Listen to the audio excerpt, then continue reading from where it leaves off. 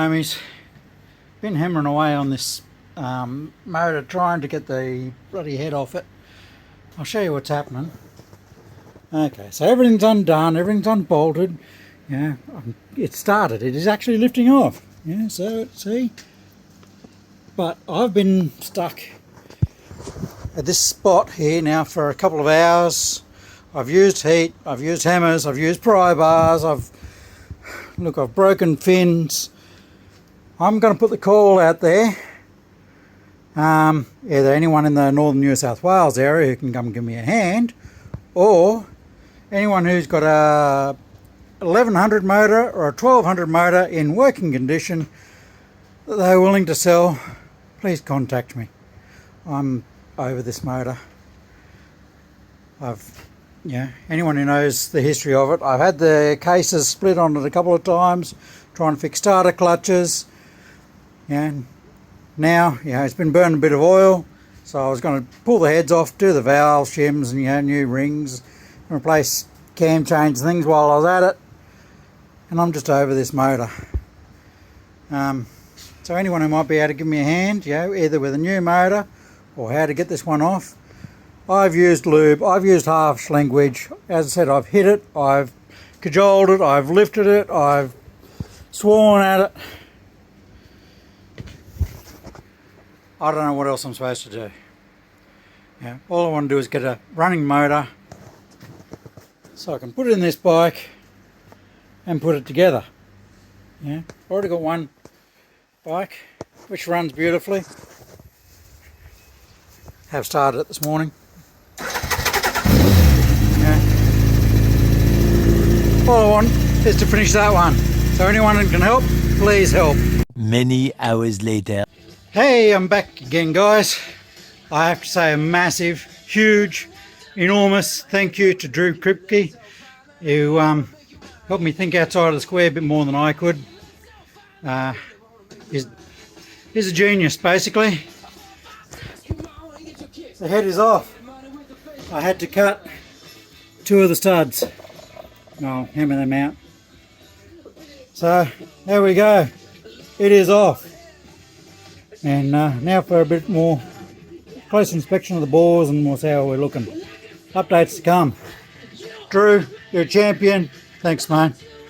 Several days later. So now I've got the head and barrels off. Not that it's focusing very well. But looking at the bores, definitely need doing. That's number one. It's a bit hard to see there, but there is a bit of a ridge line back there. A few marks in the cylinder. All the cylinders have pretty much lost the cross hatching from, they're all pretty well glazed. Very, very nice and shiny. So I'm sort of glad I've pulled this off. So you can see the mark inside the cylinder there. Although that, can't feel that. I think. There you go, that's just oil. Put that one up there.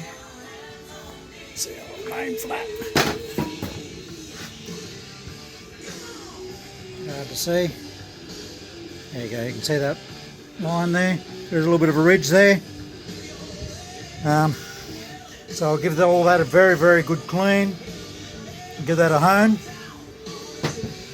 The head has been cleaned to within an inch of its life. I think I've used about 3 cans of degreaser on it and blown it off and cleaned it and wiped it. Ready for the valve stem seals and that to be done. Turn him over. Clean the underside, it's looking pretty good. That's a little bit of, I don't know, sticky residue or something from the previous gasket. Try to clean it off, but I've got to go get some Prepsol or something like that. I'll give it another hit. That's all looking good. So do the valves, get that head cleaned up, and then it's onto the rings. So you can see the tops of the pistons. Fair bit of carbon build up there. Obviously 2 and 3 have been running a bit warmer than 1 and 4. And Yeah, obviously been hot, you can see. So that's been my issue, was they ran hot. So that's where we're up to, giving everything a good clean. Check it all out. I'll clean the tops of those pistons off. New rings. And this thing, you never know, might start going back together. So thank you.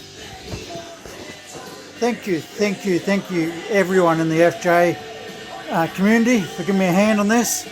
I'll probably ask for more help, but for now,